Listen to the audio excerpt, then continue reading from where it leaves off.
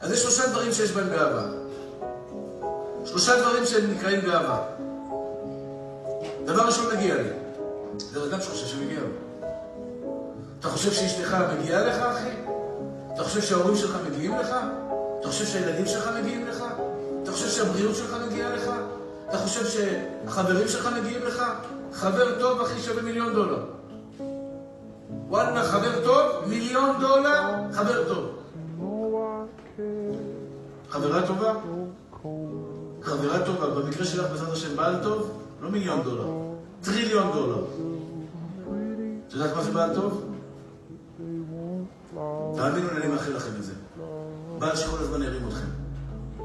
כשתהי חד ושלום קצת מדוכדכת, תמיד בעלך ירים אותך. זה חבר טוב, אחי. חבר טוב זה אדם שמראה לך את המעלות שלך, מעלות החסרונות שלך. זה נקרא מנהיג, דרך אגב.